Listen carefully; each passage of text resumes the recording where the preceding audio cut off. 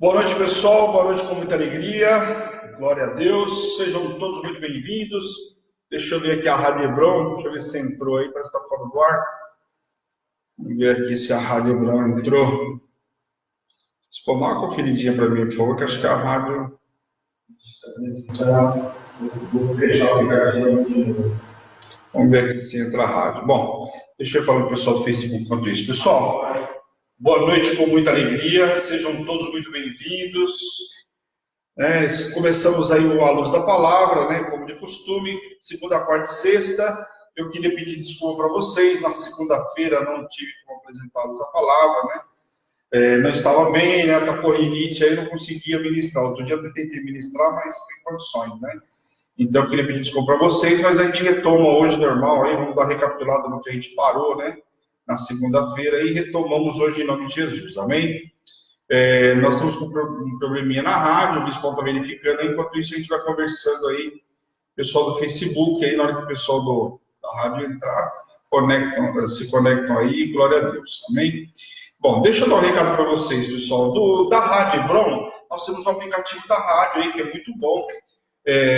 Novidade no aplicativo. Quem tem o sistema Android, você vai baixar o aplicativo lá e você consegue salvar, consegue compartilhar, tem uma série de facilidades que dá para você fazer através do aplicativo. Isso para quem tem o sistema Android, consegue baixar o aplicativo. Então você não vai consumir tanta internet, porque os dados móveis, né, porque não roda o vídeo, é só o áudio, então acaba sendo melhor para quem tem aí, vai consumir os dados móveis. Então no Wi-Fi, amém, mas quem está nos dados móveis consome bastante.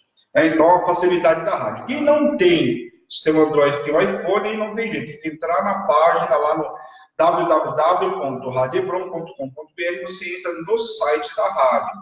Você vai conseguir ouvir, dá para fechar a tela, tudo isso dá para fazer. Só não consegue compartilhar e nem salvar, né? Isso não dá para fazer no site ainda, tá? Só através do aplicativo. Então, o telefone da Hebron é o 11 970 13 8161. Para quem está pela rádio aí, que vai falando aí no decorrer do programa, eu possa, ou pelo menos no finalzinho, eu passo para vocês aí o telefone. Também porque para quem está pelo Facebook, fica gravado aí, fica fixo aí para vocês o telefone da Hebron. Deixa eu estou olhando aqui ainda para ver se a rádio volta, vou avisando vocês aí. Bom, pessoal do Facebook, glória a Deus, muito boa noite para vocês. Deixa eu falar um pouco sobre a programação da Hebron, como de costume.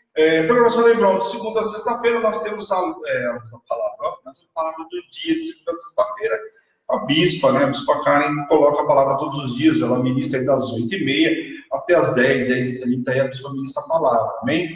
Então nós temos a palavra que vai reger o nosso dia, você não pode sair para ir trabalhar sem antes receber uma palavra, saber a palavra que está regendo o teu dia. Então a bispa coloca, nos ministra todo dia às 8h30 da manhã até umas 10h30. Amém? Então, de segunda a sexta-feira, você tem um maná diário aí. De segunda a quarta e sexta, às 18 horas, aí tem uma programação comigo. À luz da palavra, um programa completamente diferente, um programa de estudo. Nós estamos estudando a Bíblia de uma maneira bem mais tranquila, aí, sem pressa. Nós começamos no livro de Gênesis, já estamos no livro de Juízes, né? Devemos acabar aí na segunda-feira o livro de Juízes, entramos no livro de Ruth, 1 Samuel, 2 Samuel, então tem bastante coisa para a gente ver até o final do ano, até dezembro, até a primeira semana de dezembro, no máximo a segunda semana de dezembro, a primeira quinzena, melhor dizendo, de dezembro, nós terminamos 1 Samuel e 2 Samuel em nome de Jesus. E aí o ano que vem a gente retorna com 1 Reis, 2 Reis, e aí vamos embora. Amém? Então, é uma programação de estudo, não dá para você ficar muitos dias sem ver. Então, assistir uma ministração, por exemplo, não dá para me assistir na segunda. Na terça, você tem a possibilidade de rever na terça-feira. E fica salvo, não só no Facebook, mas também no YouTube. A mesma coisa na quarta, você vê na quinta, e se perdeu da sexta, você vê no sábado aí, que fica salvo. Dá para você colocar a semana em ordem aí, é 1 horinha de programação, das 6 às 7 da noite, super rápido. Amém? De terça e quinta, o que nós temos? Nós temos uma programação com a bispa, que é uma programação de testemunho. De terça-feira é às 19 horas, né? Às 19 horas, 19h30, e começa o programa Prefiro Crer, um programa onde vem os membros da Hebron, vem dar testemunho daquilo que viveu na Hebron, o quanto a vida foi abençoada na Hebron, a pessoa vem dar o testemunho dela aqui na Hebron. Amém? Então, de terça-feira é feito às 19h, 19h30, e na quinta-feira é feito às 3 da tarde. Aí nós temos por quê? De terça-feira, quem não consegue dar o testemunho durante o dia que está trabalhando, tem a possibilidade de dar o testemunho à noite. Na quinta-feira, aí já não dá, porque tem a programação à noite da bispa. Então, para quem pode dar o testemunho durante o dia, dá na terça-feira, na quinta-feira, às 3 horas da tarde. Então, temos encontro marcado de terça e quinta aí, uma programação somente de testemunho. Amém? Na quinta-feira à noite, nós temos mais uma programação. Qual é? A bispa tem ministrado aí, o senhor deu um projeto para a bispa ministrar aí 12 quintas-feiras as mulheres, né? As mulheres conectadas em Cristo, as grandes mulheres aí que estão relacionadas à Bíblia aí. E a bispa já ministrou várias delas aí, a bispa vai ministrar, se eu não me engano, a 10ª mulher para quinta-feira. Então nós temos mais 3 mulheres, aí 10ª, 11ª e 12ª. Tem mais 3 mulheres aí para a bispa ministrar, nós temos mais 3 quintas-feiras aí pela frente, contando com essa que é amanhã. Então eu espero vocês amanhã, enquanto marcado também com a programação das mulheres conectadas. É o programa leva o nome das mulheres, mas todo mundo pode assistir aí, homens, mulheres, enfim. Fica à vontade para assistir, amém? E aí, na sexta-feira, depois do A Luz da Palavra, tem a bispa pela manhã, estou com vocês às 18 horas, às 8 às 19, nós temos uma programação do bispo aí, tem um mês de programação aí que chama Gospel Night. Então, uma programação de louvor aí, adoração, das 9 horas da noite até as 10. Então, acabou a luz da palavra, toma um banho, janta, está descansada, 9 horas tem louvor. Aí vai até as 10, 10h30 no máximo, o que vai a programação deles aí. O único detalhe da programação do Gospel Night é uma programação que não fica salva. Então, toda a grade da Hebron, você busca no YouTube, lá está salva. Mas o Gospel Night é algo que não pode. A gente não consegue deixar salvo, por quê, pessoal? Porque tem louvor. Então, o louvor envolve direitos autorais, uma série de coisas que a gente não consegue deixar gravado lá, senão desbloqueiam a gente por causa dos direitos autorais. Não é só louvores aí, coisa e tal. Então, a gente faz ao vivo pela rádio e pelo Facebook, acabando aí, a gente exclui o vídeo, né? Essa uma hora e pouco aí de adoração excluída. Então, eu convido você a estar online com a gente na sexta-feira, amém? Então, sexta-feira a programação é cumprida, quinta-feira também, amanhã. Então, quinta e sexta nós estamos juntos aí até tarde. Legal? Glória a Deus, pessoal. Então, essa é a programação da Hebron. Nós temos um propósito aí que começou ontem, né? Ontem não, começou hoje. Quarta, quinta e sexta. Que é o propósito do Salmo. Um propósito que tem abençoado muitas vidas aí. Um propósito, né, onde nós vamos orar o Salmo 3 vezes ao dia. Ah, bispo, 3 vezes igual remédio? Qual remédio? Daniel orava 3 vezes ao dia, lembra dele? Abria a janela lá, orava, conta disso, foi jogado na cova, né?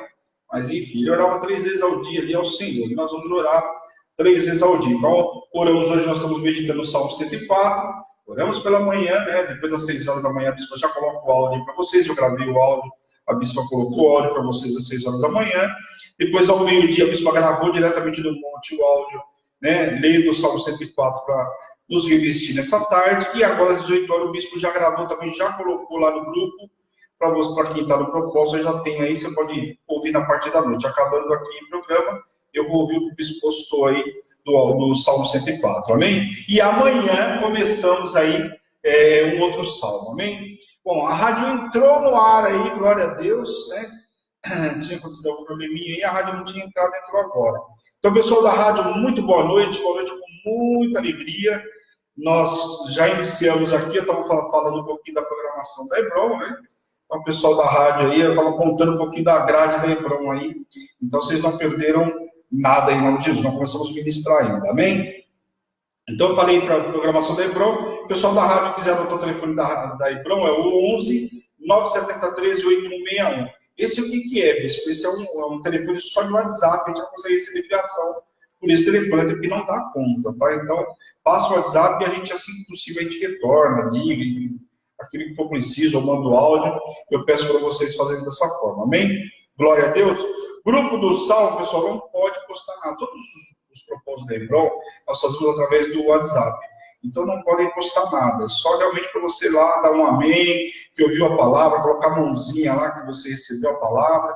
Somente isso. Então, peço para vocês, quando participarem dos grupos da Hebron, não coloquem nada, não poste nada. Somente a palavra que está sendo ministrada lá por mim, pela bispa ou pelo bispo aí. Amém?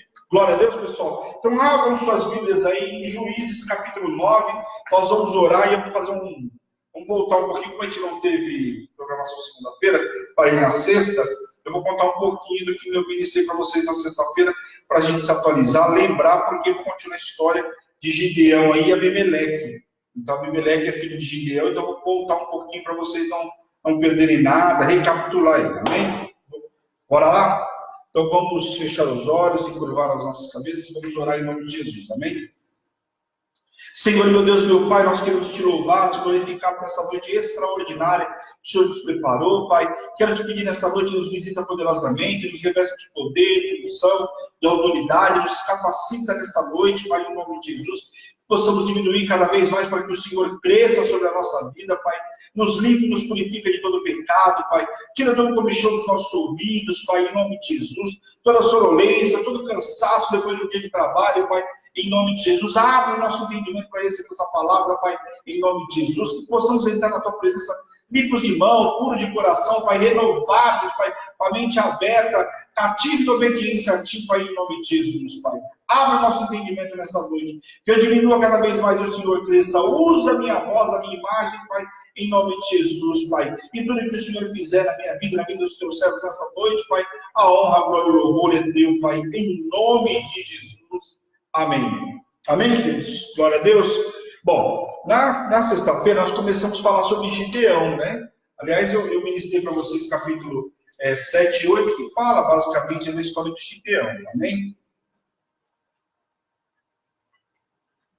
Gideão, como a gente sabe, Gideão se enxergava lá o menorzinho da casa dele, quando ele foi chamado para salvar o povo de toda aquela situação.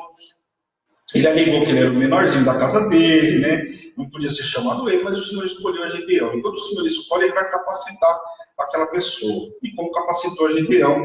E nós vimos Gideão, é um homem que tem uma história que marca muito, porque ele pede muito sinal para Deus. Olha, se é o anjo do Senhor, espera que eu vou lá preparar um cabrito, lá, inclusive lá para você. O anjo esperou, provando que ali era de Deus, né? Ele recebeu e entregou a oferta, né? Holocausto, uma oferta que naquela época era muito significativa pelo fato de ele estar na escassez. Lá, lembra que ele tinha que malhar o trigo na eira, mas ele estava malhando no lagar, que era um lugar de amassar o vinho pequeno, né? Então, entregar uma oferta naquela época, né? Dadas as circunstâncias, não era qualquer oferta. Então, uma oferta muito significativa, muito importante. E depois a gente vê Gideão perguntando, olha, se é o Senhor, eu vou botar o algodãozinho aqui, e vai molhar tudo em volta, no dia seguinte o algodão não molha. Aí o Senhor fez, ele falou, o Senhor permite mais uma? Olha, eu vou fazer o contrário, agora só o algodãozinho vai estar molhado e tudo em volta vai estar seco. Aí ele fez isso, das duas vezes o Senhor provou que era ele, que era o Senhor, né? E logo na sequência, Gideão vai enfrentar uma grande guerra aí com 135 mil homens. E aí, só que ele tinha lá 32 mil homens para enfrentar essa guerra. O Senhor falou para ele que era muito, e falou, ó, fala aí, grita aí para todo mundo que os covardes, os medrosos aí, pode sair fora. E eu citei para vocês que a lei permitia naquela época que os covardes não fossem, aqueles que eram casados de recente, alguns privilégios para algumas pessoas que não precisariam ir. Até porque esses covardes só iam dificultar ainda mais, quer dizer, ia deixar com medo o restante que estava com boa disposição para ir para a guerra. E aí saíram 22 mil, quer dizer, dos 32 ele ficou com 10 mil para enfrentar 135 mil homens. Então, quer dizer, era uma guerra completamente difícil, né? Por quê? Porque ele mataria aí, eu falei para vocês que os cálculos davam mais ou menos 450 homens para cada um camarada, né? Quer dizer, se desse aí com os 10 mil para os 135, eu estou falando de 13 homens para cada um. Era difícil. E o Senhor falou que 10 mil era muito, foi tirando, até que ele ficou com 300. Então, quer dizer, cada homem tinha que enfrentar 450 camaradas. Não era uma guerra fácil de se lidar. E aí o Senhor, né, começa a falar para ele que era com ele, foi tirando todos os homens e ele ia enfrentar com apenas 300 camaradas, enfrentar esse exército todo. E aí Gideão fica com medo, né? Gideão mostra isso ao longo do tempo, que ele tinha medo, porque não era uma guerra. Não vai falar para você, vai falar para mim que você no lugar de Gideão não teria medo. Lógico que teria medo. Não era uma guerra fácil de se enfrentar. E aí Gideão, o que acontece? O Senhor faz o seguinte, então, desce lá no arraial do inimigo, e eu vou contar para vocês o que está acontecendo lá. Eu vou contar para você como é que os camaradas estão lá. E aí Gideão desce lá, quando chega lá, ele ouve os camaradas falando, você ouviu a história de Gideão? Que Gideão assim, que Gideão assado, é a espada de Gideão, que eu tive um sonho, assim. Então, quer dizer, o Gideão ouviu da própria boca do inimigo aquilo que o inimigo estava temendo aí, a espada de Gideão. E aí, logo na sequência, Gideão vai lá, o Senhor dá estratégia toda para ele. Ele coloca os 300 homens lá em volta do arraial lá do inimigo, E aí ele leva um cântaro lá, uma tocha, né? E eles quebram e começam a gritar lá. Você imagina, o camarada tá dormindo ali, trocou o turno, tá dormindo, né? O pessoal aí na madrugada, ouve quebrar o cântaro, vê aquele monte de tocha e falou, meu, os inimigos dominaram a gente, o cara com tudo escuro, o que fizeram? Via só as tochas lá de fora, o cara começava a guerrear, não sabia nem para que lado estava matando. Começaram a se engalfinhar lá, matar entre eles, né? Então foi uma guerra sangrenta aí, e com isso dominou, e eles venceram essa guerra toda. Então aqui o que acontece? Gideão venceu com seus 300 homens, venceu essa guerra com mais de 135 mil homens. Então, acabamos na sexta-feira falando sobre isso, só para relembrar. E aí o que acontece? Gideão foi chamado de Jerubbaal, né? Por conta que ele derribou lá as estátuas de Baal, coisa e tal. E aí quiseram colocar Gideão como rei. Gideão, o rei não, como juiz lá, né? Responsável por todo mundo. E Gideão, olha, Deus tinha colocado ele com esse propósito lá, né? Para ele cuidar do povo, coisa e tal. E ele não quis, pediu estola. Olha, eu sei que tem uns camaradas que vêm aí, que são viajantes, me dá ouro, me dá prata, eu vou construir uma estola sacerdotal lá, vou construir algumas vestimentas lá, e ele fez tudo isso, mas não quis assumir aquilo que o povo queria, colocar ele por cabeça, era responsável de tudo isso. E aí termina aí Gideão morrendo, no capítulo 8 aí, houve a morte de Gideão, e aí ele diz que ele tem 70 filhos, e ele tem um com uma concubina, que é justamente Abimeleque, que entra no capítulo 9 agora. Amém? Então, só recapitulando aí, para vocês entenderem como que foi aí, na sexta-feira onde nós paramos. Então, nos últimos versículos, lá no versículo 31, fala que ele teve em Siquém, uma mulher, né, uma concubina dele deu à luz, e esse filho se chamava Abimeleque. E que ele tinha outros 70 filhos, possivelmente com as suas mulheres. A Bíblia não relata mais de uma mulher, mas com mulheres e não concubinas. Amém? Naquela época, o camarada casava com mais de uma mulher, né? Teve o Abraão, né? Teve outras mulheres, tal, né? Jacó, casou com Raquel, casou com Lia. Então, tudo isso naquela época era permitido. Amém? Eu já falei, ministrei para vocês isso lá em Levíticos, também não vou entrar muito no detalhe que não é o foco aí. Vamos lá, capítulo 9, então. Vamos ler o versículo do 1 ao 3. Abimeleque, filho de Jerubbaal, Gideão, né? Falando que é Gideão, Jerubbaal é o nome dado para Gideão. Então, Abimeleque, filho de Jerubbaal, foi-se a Siquém, aos irmãos de sua mãe, e falou-lhes a toda a geração da casa de seu pai e sua mãe, dizendo. Isso ele foi aqui os irmãos da mãe dele. A mãe dele era de Siquém. Então, aqui, quando se refere aos irmãos, está falando dos siquemitas daquela região, tá bom? Falar e peço aos ouvidos de todos os cidadãos que vos pareça melhor que 70 homens, todos os filhos de Jerubbaal, dominem sobre vós, e que apenas um domine sobre vós. Lembrai-vos também de que sou osso vosso e carne vossa. Então os irmãos de sua mãe falaram a todos os cidadãos de Siquém todas aquelas palavras, e o coração deles se inclinou a seguir Abimeleque, porque disseram, é nosso irmão. Aquilo que Abimeleque fez a gente entender essa passagem. Abimeleque não era bobo, foi lá e falou para o povo de Siquém, olha, minha mãe é de Siquém, é muito melhor, né? Vocês preferem que um dos filhos de Gideão assumir aqui tudo e governar os 70 filhos deles, ou os 70 filhos deles? Ou se preferem a um que é de Siquém? Sugerindo quem? A ele, que era de Siquém. Ora, então, inclusive, chamou os camaradas de irmãos, por quê? Que era a carne da vossa carne, o nosso osso. Por quê? Porque ele era, né, filho de uma concubina de Gideão, sendo mulher, então, de Siquém. E aí, logicamente, os caras vão ser a favor de quem? Dele, né? E aí, o que faz? Abimeleque, então, buscou em Siquém quem pudesse ajudar o seu plano de matar os seus irmãos. Veja que ele queria matar os irmãos deles, e eram só 70 irmãos, então não era fácil.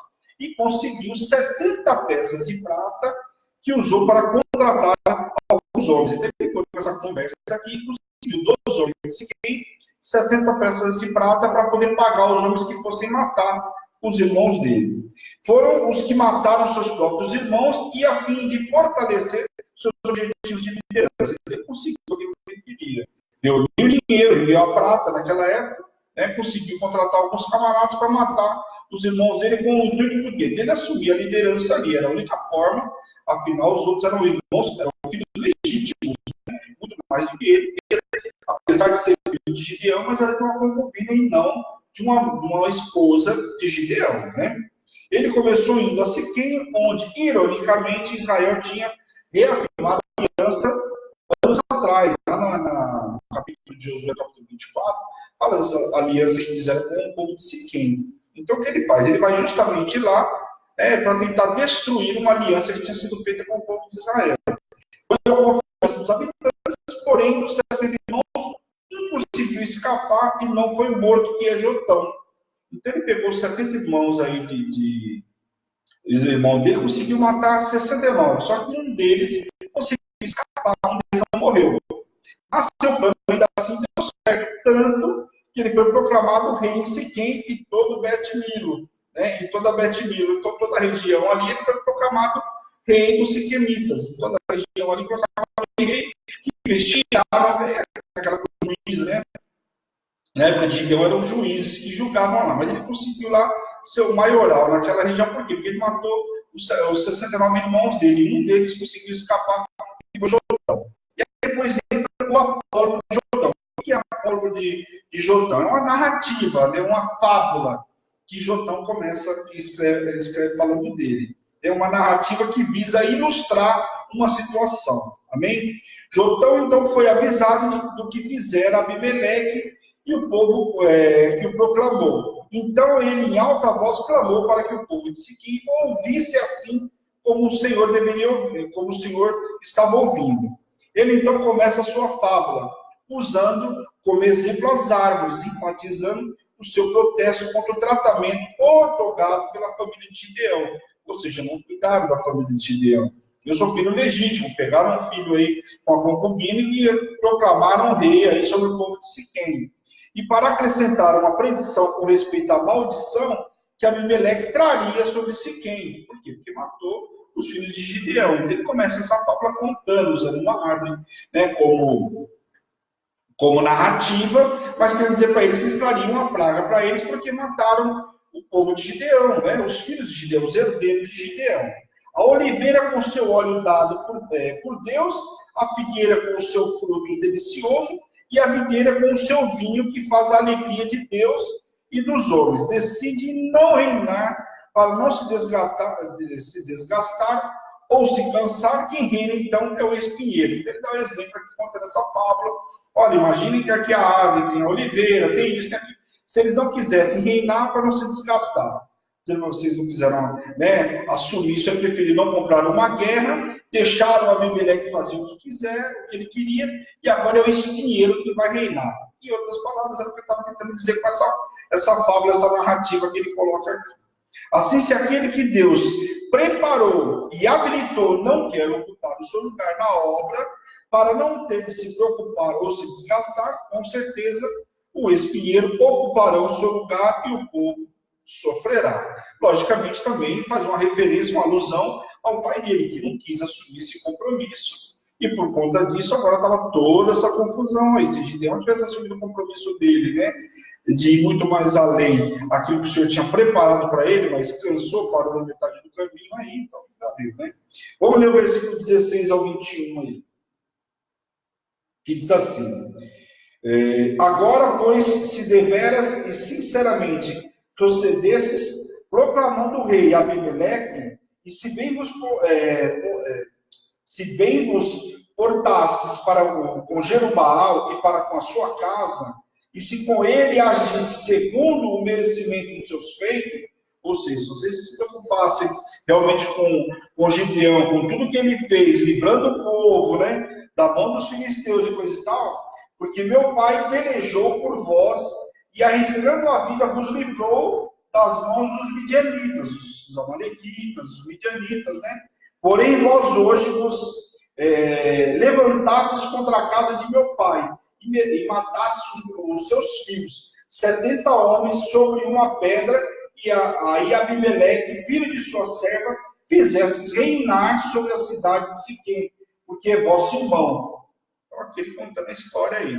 E aí vocês pegam um camarada que é filho de uma concubina e colocam por ser irmão de vocês, vocês colocam para reinar no lugar de quem deveria reinar, que era um dos 70 filhos. Se deveras e sinceramente procedesses hoje com Jerubaal, com a sua casa, alegai-vos com Abimeleque, e também ele se alegra convosco, mas se não saia fogo de Abimeleque e consuma os cidadãos de Siquém e Bet-Milo, e saia fogo dos cidadãos de Siquém e de Bet-Milo, que consuma Abimeleque. Fugiu logo Jotão e foi para Beer, e ali habitou por temer seu irmão Abimeleque. Aí ele sai da presença do irmão, né? Sai dali, depois de citar toda essa narrativa, de contar toda essa fábula ali para o povo de Siquém, e sai dali e foge com medo de que Abimeleque matasse ele. Afinal, agora só tinha ele para Abimeleque matar e cumprir tudo aquilo que ele tinha programado. Amém? Depois, na conspiração de Gaal, vamos ver o que diz aí. Vamos ler o versículo 22 até o 24. Havendo, pois, Abimeleque dominado 3 anos sobre Israel, suscitou Deus um espírito de aversão entre Abimeleque e os cidadãos de Siquém, e esses se houveram aleivosamente contra Abimeleque. Então, aqui o Senhor já botou uma intriga entre Siquém, né, o povo de Siquém, e Abimeleque, que até então tinha sido elegido rei por eles mesmos, né? Para que a vingança da violência praticada contra os 70 filhos de Jerubaal viesse e seu sangue caísse sobre Abimeleque, seu irmão, que os matara, e sobre os cidadãos de Siquém, que contribuíram para que ele matasse seus próprios irmãos. Então aqui aquilo que plantaram ia colher, né? Então aqui que Abimeleque plantou, chegou a hora da colheita. O Senhor não ia ver tudo isso e deixar passar. Veja que ele ainda dominou, né? Reinou o povo de Israel por 3 anos, ele governou tudo lá. Só que o que acontece? Aí vem o Senhor e bota uma confusão lá e fala, agora vai pagar o preço por aquilo que você cometeu. A providência de Deus é soberana em toda a história humana. Está claro aqui, a situação não ficaria impune. E, logicamente, quem conhece o Senhor sabe que uma história dessa não ia ficar impune, como é nos dias de hoje. Às vezes a gente acha que Deus não está vendo, que Deus não fez, né? Na verdade, tudo tem a hora certa e o momento certo. É que nós queremos fazer justiça muitas vezes com as próprias mãos, ou ainda queremos a justiça de imediato, como a gente quer viver a bênção da mesma forma. Só que tudo tem a hora certa. Deus sabe a hora certa. Deixa na mão do Senhor que o Senhor te justifica. Chegou em Siquém um homem chamado Gaal, com seus irmãos, e estabeleceram-se na cidade. E os cidadãos confiaram nele, os cidadãos de Siquém. E na realidade o mal dos siquemitas era a facilidade com que se deixavam enganar, tanto que foram enganados por Abimeleque. Então agora chega um camarada Gaal, toda a sua família de outra cidade, logo já se acomodou ali, e fizeram amizade com os siquemitas. E eles, como a palavra diz aqui, eles facilmente eram enganados, tanto que Abimeleque foi lá, comprou uma historinha bonitinha e conseguiu matar os 69 irmãos lá que tinha e assumir como rei lá. Então presta atenção aqui como que esse povo era. E novamente agora estavam sendo enganados por Gaal. Então saíram e foram ao campo e depois pisaram suas uvas para as festas. E eles celebraram a grande festa do Ano Novo entre os cananeus e a festa do tabernáculo entre os hebreus. No caso, o povo de Gaal que vinha de fora, né? Gaal começa a fazer perguntas de quem era Abimeleque. Veja que o camarada chegou lá e já começa querendo saber quem era Abimeleque. Afinal, era o cara mais importante ali em Siquém naquele momento. E astutamente traça a linha de Abimeleque pelo pai, ao invés da mãe, que era natural de Siquém. Então ele começa a falar, olha, mas quem é o camarada? Olha, ele não é filho de fulano, só que aí começa a olhar ele, traçando a narrativa, não da mãe, que era siquemita, mas do pai, que era povo hebreu. Começa a traçar uma outra narrativa aí. Começa a ver a árvore genealógica do camarada, mas olhando pelo pai e não pela mãe, como o povo de Siquém tinha visto, e por isso achavam por bem Abimeleque por ser irmão deles, olhando pelo fato da mãe. Amém? Quando ele diz homem de Anor, como fala aqui, Amor significa asno, burro, né? A frase quer dizer homens de aliança. A tradução do hebraico tem essas divergências aí.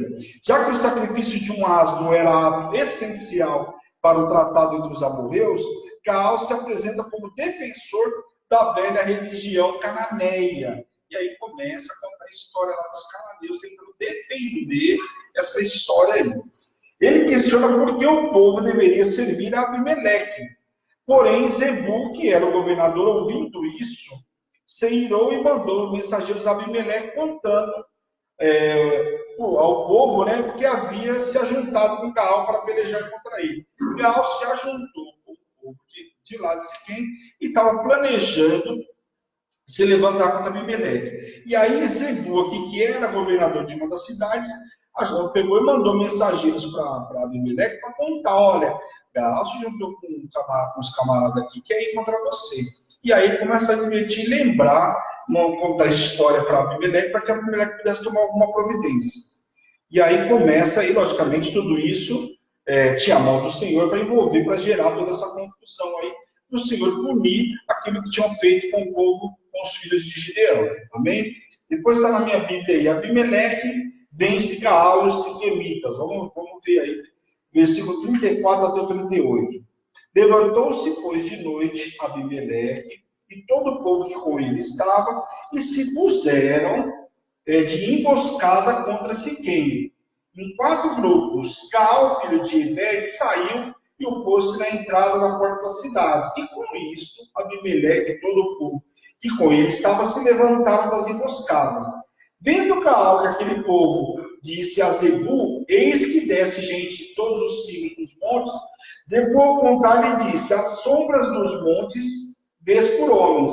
Porém Gaal tornou-se ainda a falar e disse, eis ali desce gente defronte de nós, e uma tropa vem do caminho do carvalho dos adivinhadores. Então lhe disse Zebu, onde está agora a tua boca, com a qual dizias, quem é Abimeleque, para que os sirvamos? Não é esse porventura o povo que desprezaste? Sai, pois, a peleja contra ele. E aí o que acontece? Aqui Zebu deu um recado para ele, porque aquilo que ele tinha programado, Abimeleque já estava sabendo. Você não falou que ia saber quem era, então, que estava servindo, por que estavam servindo Abimeleque? Então sai agora para uma peleja e vai enfrentar o povo de Abimeleque, vai enfrentar o exército de Abimeleque. Então Gaal não teve outra opção a não ser sair para a guerra direta com Abimeleque. Porém, tiveram que sair fugidos e Zebu, o governador, não permitiu que Gaal ficasse em Siquém e foram embora com seus feridos. Por quê? Gaal já tinha, Zebu já tinha avisado Abimeleque, ou seja, mostrando que ele era a favor daquilo que Abimeleque estava fazendo. Então, contra Gaal quis ficar lá e falou, não, pode pegar suas coisas aqui e zarpar, mano. Você não queria enfrentar, você não falou que Abimeleque era isso e aquilo, vai enfrentar o camarada agora. Ele quis ficar lá com os filhos e falou, não, vai-se embora aí, ele foi embora. No dia seguinte, sabendo Abimeleque que Gaal estava no campo, tomou de improviso suas tropas e as dividiu e destrocaram todos eles. Abimeleque ainda quis reprimir ao povo de Siquém. Então ali, Abimeleque foi e acabou com a tropa de Gaal ali, sabendo que eles estavam fugindo e que muitos estavam feridos. Matou o povo que havia, assolou a cidade e a semeou de sal, que era uma prática na antiguidade que assegurava a desocupação da área por muito tempo, sendo por este rito amaldiçoada e tornava-se improdutível. Então, era uma forma de amaldiçoar aquela terra, era jogar o sal ali. Siquém só veio a ser edificado de novo durante o reinado de Jeroboão, 1 século e meio mais tarde. E aí nós vamos ver lá Jeroboão logo depois de Salomão, quando Salomão morre, aí assume Roboão e Jeroboão e se divide as tribos. Então só lá na frente que a gente vai ver edificar de novo essa cidade, ok? Então só para efeito aí vocês saberem. Vamos lá no versículo 46, vamos ver aqui. Tendo ouvido isso, todos os cidadãos da torre de Siquém entraram na fortaleza subterrânea, no templo de El-Berite. Então, sabendo que Abimeleque vinha e queria fazer e punir o povo de Siquém por ter se unido a Gaal, o povo começou a fugir aí. O povo buscou refúgio na torre. Mas Abimeleque tomou uma ramada de árvore e orientou o povo que fizesse o mesmo, e assim colocaram sobre as torres subterrâneas de Siquém, e morreram todos, homens e mulheres, mais de 1000. Mais ou menos 1000 foram que morreram lá. Ele botou fogo lá e acabou com tudo. Essa era a punição que Abimeleque estava fazendo com o povo, porque achava que todos tinham sido traidores com ele. E depois vem a morte de Abimeleque, a partir do versículo 50 aí. Vamos ver aqui. Essa terra que está aqui de Tebes é mais ou menos uns 15 quilômetros dos estudos lá de Siquém, tá? Vamos ler o versículo 50 ao 57 aí. Então se foi Abimeleque a Tebes e a sitiou e a tomou. Havia, porém, no meio da cidade uma torre forte, e todos os homens e mulheres e todos os moradores da cidade se acolheram a ela e fecharam após si as portas da torre e subiram ao seu eirado. Então, o que eles fizeram? Vendo que Abimeleque ia sitiar a cidade ali, que ficava aproximadamente, como eu disse para vocês, 15 quilômetros de Siquém, você vê que Abimeleque está indo fazendo uma chacina aí, vai se prosseguindo. O povo subiu para essa torre, trancou e ficou lá em cima esperando para ver o que iriam fazer. Abimeleque veio até a torre, pelejou contra ela e se chegou até a sua porta para incendiar. Então veja que ele ia fazer como fez na outra cidade lá, e incendiar ela. Porém, certa mulher lançou uma pedra superior do moinho sobre a cabeça de Abimeleque e lhe quebrou o crânio. Então chamou logo o moço, seu escudeiro, e lhe disse: desembanha a tua espada e mate-me, para que não se diga de mim, uma mulher matou. O moço atravessou a ele e morreu. Vendo, pois, os homens de Israel que Abimeleque já estava morto, foram-se cada um para sua casa. Assim Deus fez tornar-se Abimeleque o mal que fizera seu pai, por ter aquele matado seus 70 irmãos. De igual modo, todo o mal dos homens de Siquém, Deus fez cair sobre a cabeça deles, assim veio sobre eles a maldição de Jotão, filho de Jerubaal. Então, aqui o que acontece? Abimeleque tentou aí matar o povo, botar fogo lá e não conseguiu. Usaram a mesma estratégia que ele tinha feito de colocar fogo na cidade anterior, mas não contava com uma certa mulher habilidosa que atirou uma pedra do moinho. E naquela época, a história é muito simples. Naquela época, um camarada morrer pelas mãos de uma mulher era algo vergonhoso, tanto que ele pede o quê? Para que o camarada desembanha a tua espada e me mata, para que ninguém diga que eu morri pela mão de uma mulher. Olha a vergonha que representava naquela época. Você vê que a mulher naquela época o negócio era complicado, né? A história dele é simples. O diabo usou ele, destruiu aquele que tinha aliança com ele, né? Quem tinha aliança com ele? Era o diabo. Destruiu ele, acabou com tudo que ele tinha. O filho maligno de Gideão, que matava os 70 irmãos, agora colhe o que plantou. E por pouco não morreu pelas mãos de uma mulher, pediu para que seus homens o mataram, porque era uma desgraça que a todo custo devia evitar naquela época, morrer pela morte por a mão de uma mulher. Então, ali para evitar uma desgraça maior ainda, o conceito do povo naquela época, ele ainda pede para que o matassem ali. Então, mas escolheu aquilo que ele plantou, né? Não ia ficar impune, e o Senhor puniu não só ele, como puniu também a muitos de Siquém aí. Vê que o povo depois se desbaratou e cada um voltou para suas casas aí quando viram a morte de Abimeleque. Amém? Capítulo 10, vamos lá.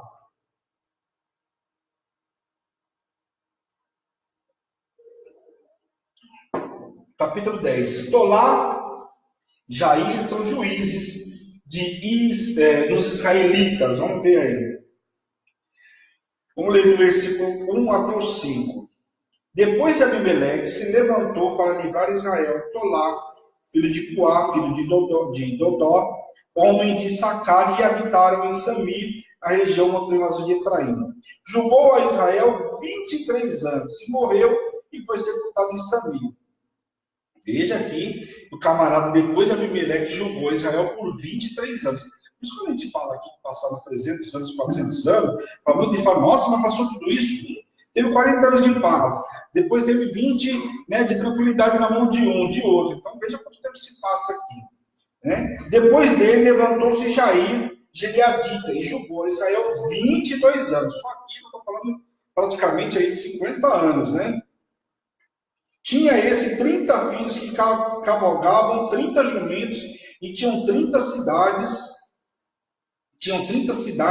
a que achavam a avó de Jair até o dia de hoje, as quais estão nas terras de Gileade. Morreu Jair e foi sepultado em Camon. Aqui, quando a Bíblia começa a falar sobre... Primeiro, o cara tinha 30 jumentos, que tinha isso e aquilo, o que mostra que o camarada tinha posses, né? Então a gente sabe que alguns que foram juízes naquela época, nem todos tinham posse, como alguns são citados aqui. E esse, como é citado aqui, fala que ele reinou por 22 anos, o outro por 23, mas que esse tinha grandes posses, porque tinha 30 filhos, tinha muitos jumentos, coisa e tal, o que demonstra que ele tinha posses. Amém? Servidão sobre os filhos. Depois de Tolá, então, Tolá foi, de Abimeleque, Tolá foi o sexto juiz, tá? Segundo juiz dos menores, e julgou por 23 anos Israel. Jair é o sétimo juiz, o terceiro menor, como eu disse para vocês, que julgou por 22 anos, tá? Servidão sobre os filisteus e os amonitas. Vamos ler do versículo 6 até o 8. Tornaram os filhos de Israel a fazer o que era mal perante o Senhor, e servir aos Balaíns e a Astarote, e aos deuses da Síria, aos de Sidom, aos de Moabe, aos filhos de Amon e aos filhos dos filisteus.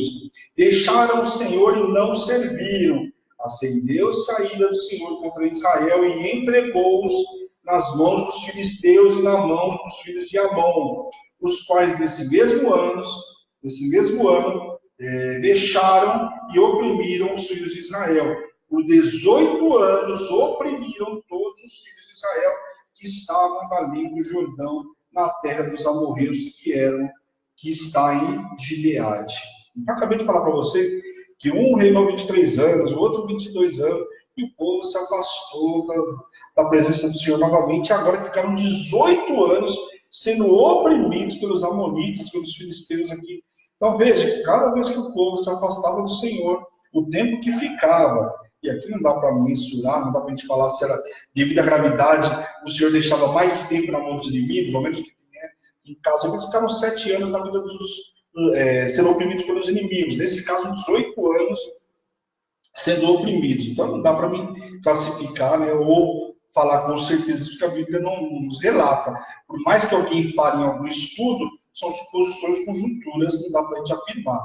Mas, evidentemente, que você vê 18 anos sendo oprimido pelo inimigo, quer dizer, camarada não tinham acendido a ira do Senhor de tal forma que o Senhor permitiu que eles fossem oprimidos por 18 anos. Não era pouco tempo. Hoje a gente não aceita, ou a gente não gostaria, né, de ser oprimido pelo inimigo um dia, 2 dias, uma semana, um mês, que dirá um ano ou mais, né? Então, você imagina aí como que era. A extensão da idolatria de Israel era grande mesmo. Depois de 40 anos de paz, assim o Senhor os entregou nas mãos dos inimigos por mais 18 anos de opressão. Veja que depois de 40 anos de paz, ainda assim o povo se esquece, né? Hoje a gente se esquece, às vezes, daquilo que o Senhor fez hoje, chega amanhã o povo já não se lembra mais, imagina naquela época, né? Vamos ler o versículo 11 a 14 aí. Porém, o Senhor disse aos filhos de Israel: quando os egípcios, os amorreus, e os filhos de Amon, os filisteus, e os sidônios, os amalequitas, os amonitas, os oprimiam, vós clamáveis a mim. Não vos livreis eu das tuas mãos, contudo vos me deixastes a mim e servistes a outros deuses. Pelo que não vos livrarei, mas ide clamai aos deuses que escolhesses, eles que vos livres no tempo de vosso aperto. Olha o que o Senhor está falando para ele. Vocês não deixaram de me servir, não começaram a servir a outros deuses, ele cita aqui os deuses de fulano, então foi o seguinte, quando vocês estiverem sendo oprimidos, como vocês estão sendo agora, não vem clamar a mim, vai clamar para esses deuses. Olha que chapuletada que eles estavam levando aqui agora. Que se não vão servir, então? Vai lá pedir para eles, não foi para você que não estava adorando eles? Então vai pedir socorro para eles e não para mim. Olha só. Mas os filhos de Israel disseram ao Senhor: temos pecado, faze-nos tudo quanto te parecer bem, porém livra-nos ainda desta vez te rogamos. Olha aqui o povo como é que faz, né? Mais uma vez assumiram que tinham pecado e pedem para que o Senhor livre eles pelo menos mais uma vez. Ou seja, o povo admitiu o pecado e pediu que o Senhor o livrasse mais uma vez, que eles fizessem, que eles fariam diferente. Mostrarão com atitudes, tirando os deuses do meio deles. Então, falou, não, tira a gente mais uma vez, nós vamos tirar os deuses que estão aqui no meio. Quer dizer, prometeram, como prometeram tantas outras vezes, talvez não esses, mas os pais, os avós, mas era sempre assim, vinha a geração nova, se esquecia do Senhor e por aí ia. Na sequência, os amonitas se acamparam em Gileade o que os príncipes se perguntaram uns aos outros que quem sairia para pelejar contra os amonitas? Seria um dos moradores de Gileade? Não se sabia ainda quem iria enfrentar essa peleja aí. Cara, o que vai sair dessa peleja? Como que nós vamos fazer para vencer essa peleja? Quem vai sair? O povo de Gileade, não é? Porque tinham várias tribos, mas quem queria sair para enfrentar essa peleja contra ele, contra o povo inimigo? Afinal, não dava mais para ficar nessa opressão. E aí, no capítulo 11, Jefté livra os israelitas. Vamos ler do versículo 1 ao 3 aí. A história de Jefté é uma história interessante, porque é um cara que foi discriminado, nós vamos ver aqui por quê. Era então Jefté um gileadita. Então, eles perguntaram quem ia sair, de Gileade ou não. Jefté era um gileadita. Homem valente, porém, filho de uma prostituta. Gileade gerara a Jefté, também a mulher de Gileade lhe deu filhos, os quais, quando já grandes, expulsaram Jefté e disseram: não herdarás em casa de nosso pai, porque és filho de outra mulher. Então Jefté fugiu da presença de seus irmãos e habitou na terra de Tobi, e os homens levianos se ajuntaram com ele, e com eles saíam. Então, o que acontece? Aqui a gente vê que Jefté tinha outros irmãos, mas por ser filho de uma prostituta, o que aconteceu? Ele era um filho do mesmo pai, mas os irmãos o expulsaram lá fora, que ele não teria direito a nada naquelas terras, as terras do pai, porque pelo fato de ele ser filho de uma prostituta. Então, expulsaram de lá que ele não teria direito a nada. Só que a Bíblia começa relatando que Jefté era um homem valente, né? Homem valente, porém, filho de uma prostituta, o que era discriminado naquela época. Diria que hoje não é muito diferente, mas enfim. O que acontece? Era discriminado, mas era um homem valente, a Bíblia diz que ele era um homem valente, mas foi expulso. Dali começou a andar com os homens maus aí. Os direitos sociais e políticos de Jefté eram ainda menos do que aqueles que pertenciam a Abimeleque. Sendo ilegítimo, impediram de gozar de uma herança, né? Na família, Gileade era pai de Jefté. Era também o nome do neto de Manassés, fundador do clã que dominou e deu o nome a esta região toda, das tribos do leste do Jordão. Então, era um homem que tinha direitos aqui por ser filho de Gileadita, né? Mas por conta de ser filho de uma prostituta, tiraram esse direito dele aí. Mas, passado um tempo, o povo de Amon pelejaram contra Israel e os anciões foram buscar a Jefté para que ele fosse chefe deles nessa batalha. Embora fosse um homem valente e valoroso, era ilegítimo. Então, o que acontece? Foram lá buscar Jefté para que Jefté fosse lá fazer alguma coisa. Jefté não podia ir porque ele não era reconhecido pelos irmãos, não era reconhecido pelo povo de Gileade como filho de gileadita. Então, quer dizer, mas os anciões viram que tinha uma guerra contra os amonitas e que ele era um homem valente, precisava de um homem valente enfrentar essa guerra. E aí foram atrás de quem? De Jefté. Os anciões se reuniram e falaram: vamos fazer o seguinte, vamos atrás de Jefté, que Jefté pode resolver essa parada para nós aí. E aí foram atrás de Jefté. Jefté muito se indignou, havia expulsado ele da casa de seu pai e agora estava indo buscá-lo. E os anciões insistiram para que ele fosse.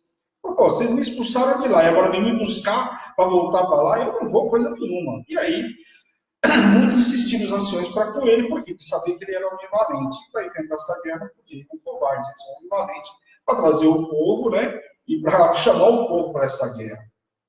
Mas ele perguntou ainda: se acaso ele fosse e o Senhor desse vitória, ele seria por cabeça do povo?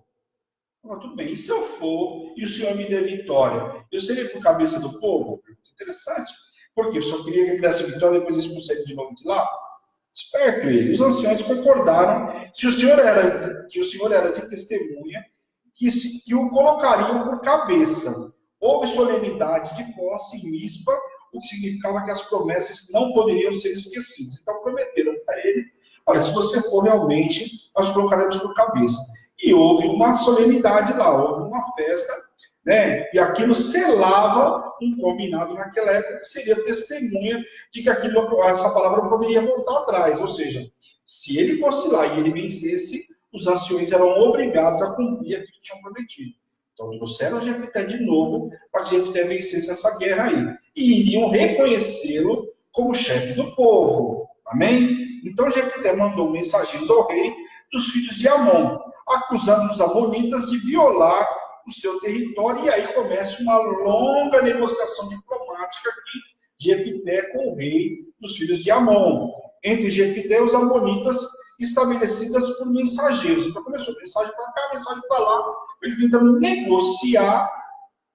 Por quê? Porque os amonitas estavam ameaçando os gileaditas. Então você não vai entrar nas nossas terras aqui. E aí começou essa negociação toda. Nesse diálogo, Jefité responde às acusações feitas contra Israel. Os amonitas alegavam que Israel tomara seu território. E que, em relação a isso, Jefité respondeu com uma cuidadosa réplica. Por quê? Os amonitas estavam alegando que eles tinham tomado essas terras deles, que eram terra deles e não do povo de Israel. Então vamos ver aí o que ele fala. Ele declarou que o Senhor, o próprio Deus de Israel, havia desapossado os povos, e Israel não era um agressor, mas um mero receptor da generosidade do Senhor. Eu não roubei nada, eu não fiz nada, simplesmente o Senhor me deu essas terras. É o que Jefté está falando para os amonitas aqui, trocando essas mensagens. Ele respondeu com a réplica aquilo que o amonita estava mandando de mensagem para ele. Amém? Está claro aí, pessoal? Os amonitas tinham gerado um infortúnio. O que é infortúnio? Tinham gerado uma fortuna, né? Ou seja, que as terras não eram dele. Sobre si mesmo, quando obstruíram o avanço de Israel em direção à terra prometida. Lembram lá atrás, nós ministramos lá, que Moisés estava saindo com o povo, tentaram passar por algumas terras, a gente viu que algumas terras, o Senhor até falou lá, porque uns eram descendências de Jó, outros eram descendências de Esaú, e que aquelas terras não eram para fazer nada, a não ser que esse povo se levantasse contra o povo de Israel. Lembra os edomitas? Exatamente isso. Se eles se levantassem e fossem opositores ao povo de Israel, e aí então eles viessem com a guerra e o povo de Israel poderia se defender, mas não comprar guerra com eles. Em algumas situações, o povo de Israel foi tentar passar e eles não permitiram que passasse. Teve rei que, inclusive, não aceitou nem conversa, porque Moisés, um dos reis, agora não lembro de cabeça, Moisés falou: só faz o seguinte, o meu gado vai passar aqui, se por acaso beber água, alguém fazer qualquer coisinha aqui nas suas terras, eu me proponho a pagar. E o camarada não aceitou e foi para a guerra. O outro rei já fez diferente, nem esperou ver a história do mensageiro, já foi direto para a guerra. Então, o que aqui o Jefté está falando? Essas terras, meu filho, porque vocês gerarem fortuna a partir da hora que vocês impediram o povo de Israel passar por ela. A gente não queria suas terras, só queria passar por ela. Você não deixou, que o Senhor gerou essa guerra e o Senhor nos deu essa terra, tá? Com a generosidade do Senhor para conosco. É isso que Jefté está contando. Então, está claro aí? Israel não tomaria a terra dos amonitas, visto que Deus ordenou expressamente para que eles não o fizessem, como está lá em Deuteronômio capítulo 2, versículo 19. Essas terras tinham sido dadas aos filhos de Ló por possessão, mas como eles, impediram de passar, então gerou toda essa confusão. Posteriormente, Sion, rei dos amorreus, conquistou o território dos amonitas. E em seguida Israel tomou as terras de Sion. Quer dizer, olha, depois disso ainda aconteceu outra história. Outros caras tomaram as terras desse povo de novo, e coisa e tal, e agora estão lembrando que é o povo de Israel. Então o povo de Israel tomou, não da mão deles, mas já tomou da mão de outros camaradas. Presta atenção. Assim, os amonitas foram afetados indiretamente com a expansão. Ademais, Israel ocupava a área em questão por pelo menos 300 anos já, tempo suficiente para que eles já tivessem tentado reconquistá-la. Então, ainda assim, o que Jefté está falando? Olha, na realidade, essas terras a gente não ia nem pegar, só que vocês perderam para outros povos, nós fomos lá e tomamos essa cidade para a expansão das nossas terras, e isso já se passaram 300 anos, só agora que vocês estão questionando a posse dessas terras. Olha a discussão do que era, coisas de anos atrás, quer dizer, queriam realmente confusão com o povo de Deus, Tanto que ele fala, por que vocês não reconquistaram elas antes? Vão querer fazer isso justo agora? E as nações dos Edomitas, Amonitas e Moabitas sempre se opuseram à conquista da terra pelo povo de Israel. Gozavam de proteção por serem parentes, mas não retribuíam, ao contrário, buscavam deles, se abusavam dela. O que acontece? Eles tinham um privilégio por ser parentes, como eu disse para vocês, Esaú, Jó, Ló, e coisa e tal, e acontece. E por conta disso, eles abusavam dessa aliança, né? Não fazia por merecer, pelo contrário, abusava dela e sempre podia prejudicar o povo de Israel. Na realidade, Israel não contendeu com Edom, nem com Amon, nem com Moabe, mas eles contenderam com Israel, eles negaram o pão e água enquanto estavam no deserto. Então, por algumas vezes, quando quiseram passar lá, eles negaram o pão e água, quer dizer, não ajudaram o povo de Israel. E essa briga vai longe, como nós vamos ver aí ao longo dos tempos aí. Então, Jefté termina aí seus diálogos, suas mensagens trocadas entre ele e o rei dos Amonitas, deixando bem claro que não foi ele que pecou contra eles. Porém, que o Senhor julgue essa causa, caso ele viesse a pelejar. Então, bom, se você quiser pelejar, vamos pela peleja. Mas que Deus julgue essa causa. Então, ele já deu toda a argumentação dele, explicou tudo certinho lá, que ele estava agindo com lealdade e não deslealdade. Amém? O rei dos filhos de Amon não deu ouvidos aos mensageiros de Jefté. Então, quer dizer, não, apesar de ele ter explicado tudo isso, o rei lá não quis saber de nada, e vamos ver o que acontece aí. Aí depois vem o título aí com o voto de Jefté. Então o Espírito do Senhor veio, vamos ler do 29 até o 31. Deixa eu ver aqui. Então o Espírito do Senhor veio sobre Jefté, e atravessando esse por Gileade e Manassés, passou até Mispa, de Gileade até Mispa, de Gileade passou contra os filhos de Amon. Fez Jefté um voto ao Senhor e disse: se com efeito me entregares os filhos de Amon nas minhas mãos, quem primeiro da porta da minha casa me sair ao encontro, voltando eu vitorioso dos filhos de Amon, esse será do Senhor, e eu o oferecerei em holocausto. Eita, meu camarada. Bom, aqui Jefté faz um voto ao Senhor, que se o Senhor entregasse, né, os amonitas nas mãos dele, desse essa vitória para ele, que aquele que primeiro saísse da casa dele, ele entregaria em holocausto. Presta atenção nessa história aqui interessante. Então Jefté saiu contra os filhos de Amon, e o Senhor os entregou nas suas mãos, mencionando inclusive que ele foi muito grande a derrota. O Senhor menciona que a derrota foi muito grande, né, do povo de Israel sobre os amonitas.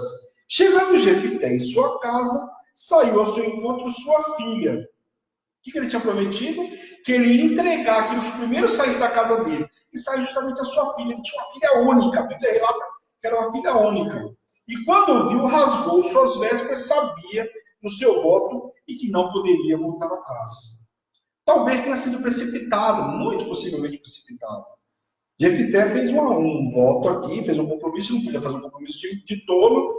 Naquela época, naquele hoje, o povo faz compromisso de tolo, aí fala que vai entregar, não entrega, fala que vai fazer, não faz, cuidado com o voto de tolo. Mas enfim, olha como é que ela tratava naquela época. Jefté sabia que ele não podia voltar atrás, ele tinha feito um voto, o Senhor cumpriu a parte dele, né? Deu vitória sobre o povo de Amon, e aí o que acontece? Que, por sinal, grande vitória, né? Que eles tinham sofrido, o povo, os inimigos tinham sofrido grande derrota, e agora ele tinha feito um voto que entregaria aquele primeiro saísse da casa dele. Quando ele se depara com a filha dele saindo ao encontro dele, ele rasgou suas vestes e começou a chorar. Pensa na situação do camarada. Agora ia ter que entregar a filha dele, só que ele prometeu que entregar como? Um holocausto. Presta atenção. Jefté não era obrigado a fazer o voto, mas uma vez que fez, era obrigado a cumprir, o que mostra que foi precipitado. Ele foi muito precipitado, porque ele não deveria ter feito um voto, ainda mais, quer dizer, tudo bem que ele deve ter contado com isso, logicamente, mas puxa vida, né? Olha o versículo, vamos ler do versículo 36 ao 40.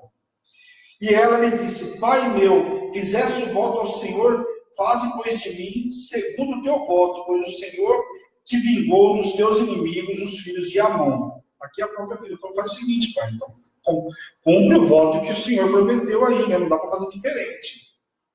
Disse mais a seu pai: conceda-me isso, deixa-me por 2 meses, para que eu vá e desça pelos montes e chore minha virgindade, eu e as minhas companheiras. Consentiu ele, vai e a deixou aí por 2 meses, então se foi ela com as suas compras, com as suas companheiras, e chorou a sua virgindade pelos montes. A fim dos 2 meses, tornou ela para seu pai, o qual lhe fez segundo o voto por ele proferido. E assim ela jamais foi possuída por varão. Daqui veio o costume em Israel, das filhas de Israel saírem por 4 dias de ano a ano a cantar em memória da filha de Jefté, o gileadita. Olha só.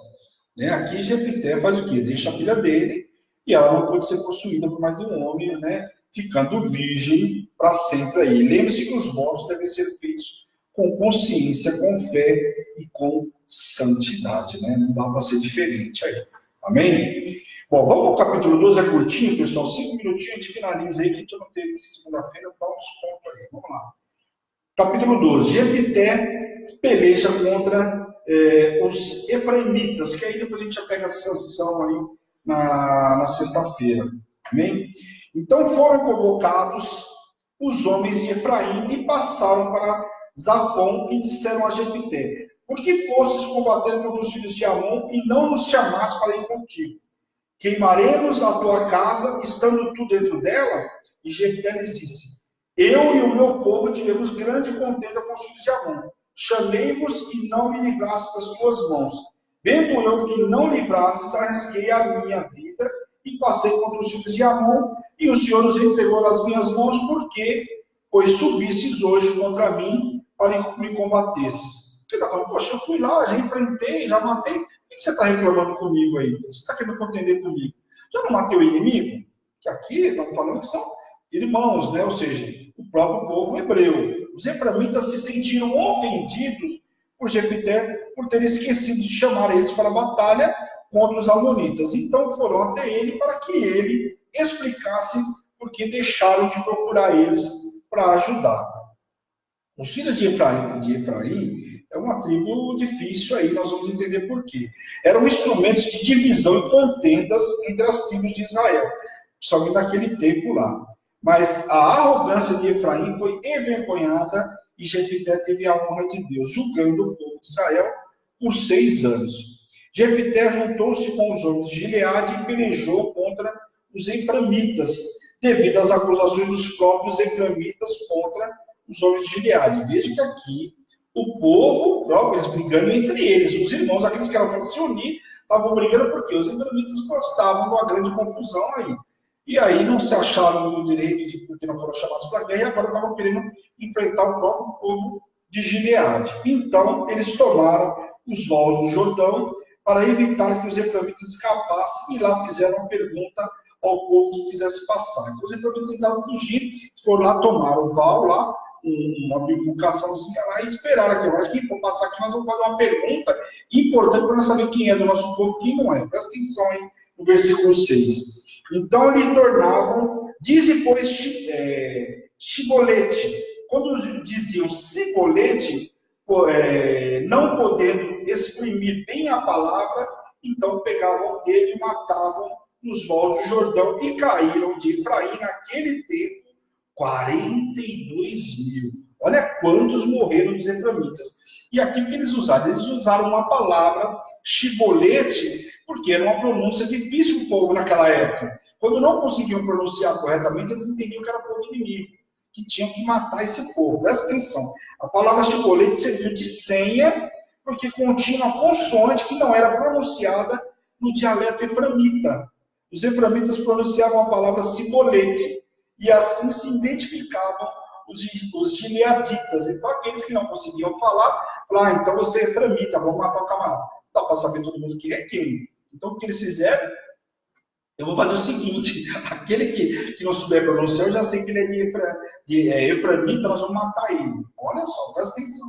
Jefté, o gileadita, julgou a Israel por 6 anos aí, então houve grande matança com os eframitas e morreram 42.000. Depois a Bíblia fala sobre os juízes Ibsa, Elon e Abidom. Depois Jefté julgou a Israel, Ibsa de Belém, por 7 anos e faleceu. Depois dele veio Elon, Zebulonita, julgou Israel por mais 10 anos e faleceu.